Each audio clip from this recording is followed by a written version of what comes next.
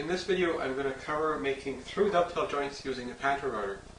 Based on the smallest dovetail bit I've got, I'm going to design a dovetail joint that has a geometry that I can still get away with, and then design templates including this pins template and the tails template, and then I'll show you how to get it all lined up so that the joints fit, and then we'll cut the joints.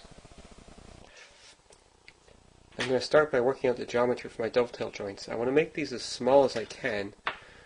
So I'm using the smallest dovetail joint bit that I've got, and the width across the top of that one is 3/8 of an inch, which is about 9.5 millimeters. So I'm going to make the space between the tails, these will be the tails attached to the board, I'm going to make that 10 millimeters, so that gives me a little bit of slack. Now for cutting out the pins, that's basically this end grain here, I need to cut out this part here. I need to make a cutout for the tails, so the tails are going to fit in here, and my router bit has to fit in here. Now this bit is a 1/4 inch, but it actually measures closer to 7 millimeters.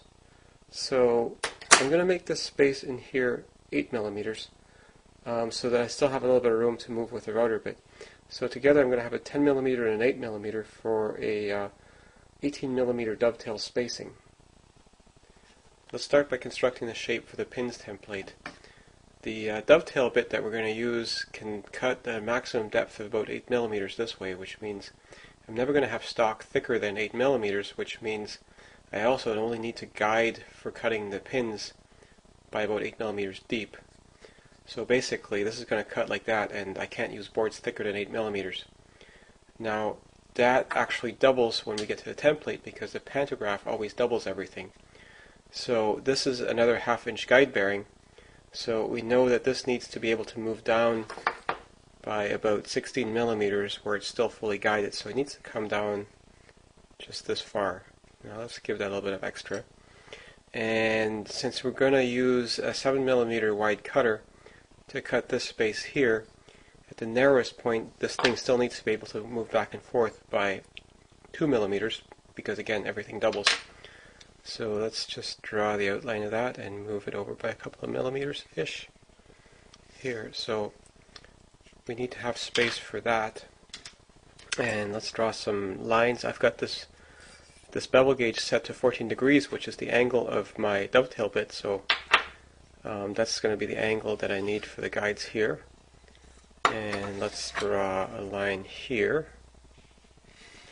2 lines, and that's basically how this thing's going to go. Now the cool thing is we have this intersection point here, and because I don't want to do extra measurements, I'm just going to reference everything to that. So I'm going to draw a horizontal line where these points are,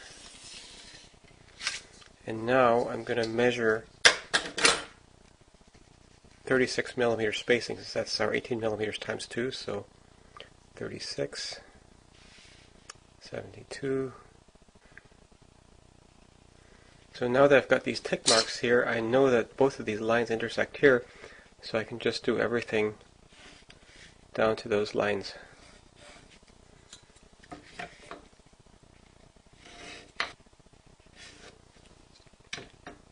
Now my bearing only needs to come down about this far, but just to give me a little bit of safety margin, let's see, the bearing can come down as far as this before it hits both sides. So I really only need to cut these to about that depth. So let's draw another line on here.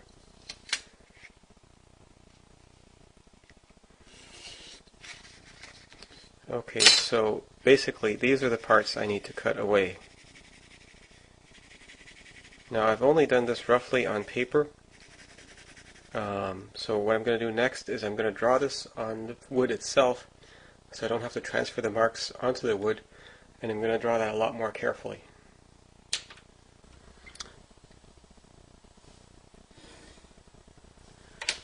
Okay, so here's my template that I'm going to cut out.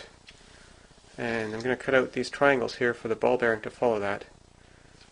And I'm going to do that on the bandsaw.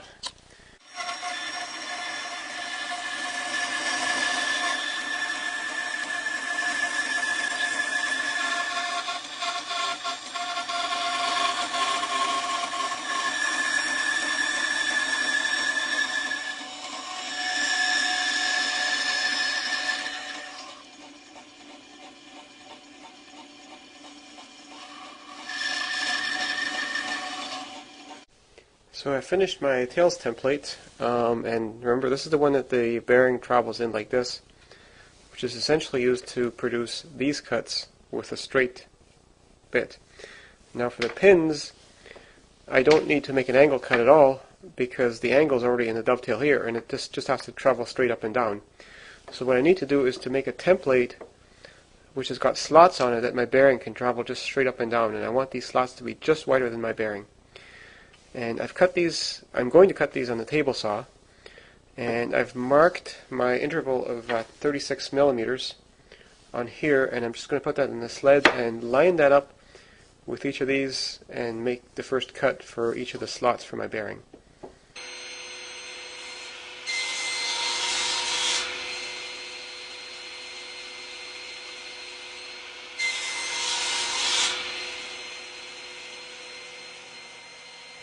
I'm now making a second series of cuts lined up with a second tick mark. So between those two, I'll have my slots for the guide bearing.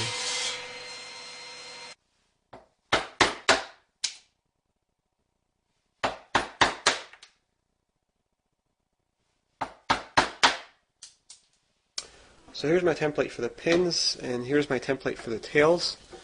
And the guide bearing fits with just a little bit of play in here. And let's just do a quick check to make sure the spacing and everything is alright. So these look like they fit all nicely. If one of these fingers was out of line, it wouldn't fit on one of them, so it doesn't look like I made any great mistakes. Now I need to swap out my guide bearing on the pantorouter to the 1/2 inch one that I've designed my templates to use. So now I've got it all set up for cutting my dovetails. That's the tail part of my dovetails. I've got the small dovetail bit in here, and I've got my tails template here, which is just the straight slots.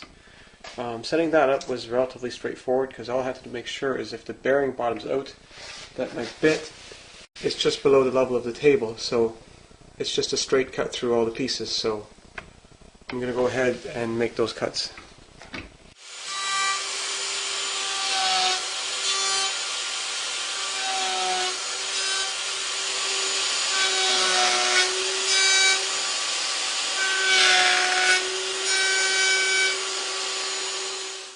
So I set up my pins template, and I cut myself a test joint, and you can see it was very, very loose. But this actually really helps me because I just need to measure the amount of gap that I've got there, and I know I need to displace that joint by that much, and that joint will fit perfectly. So to displace that joint, all I need to do is to move this template up by twice as much, because remember, everything gets doubled with the pantograph. So if I've got a millimeter gap, that just means this template here needs to move up by 2 millimeters, and we should have a perfectly fitting joint. I need to make sure is when I cut my pins is that I cut exactly where my dovetails are. So basically this is the dovetail, and I want my pin cutout, the cutout between the pins, to be centered exactly on that dovetail. So I've lined that up, and that is, the bearing is right in the middle of one of these. So basically each of these things here is going to hopefully line up with where the pin is, each cutout, so that my edges of the box here are going to line up.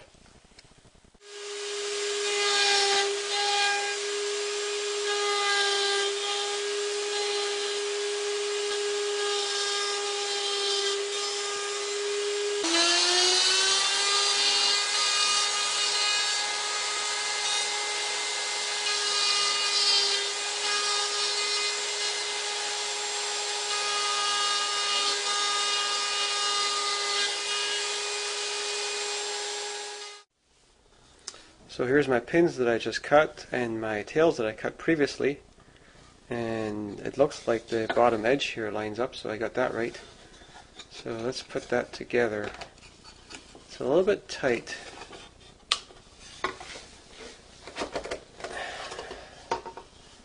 So, well, let's see.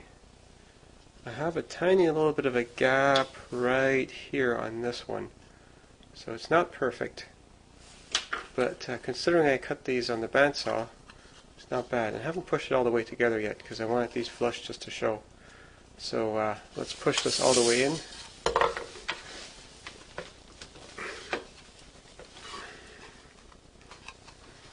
And there we go. So if I was actually making a box instead of just demonstrating the technique, I would have maybe not made these extend quite as far. Either that, or I would have extended them further and just sand them flush. So now that I've got my templates made, all I have to do is just to put it in the same position to recreate that joint. So the one critical measurement that I worked out is that this distance from this edge down to here is 55 millimeters. And basically to get that same fit again, I just have to make sure that template is mounted at exactly the same height.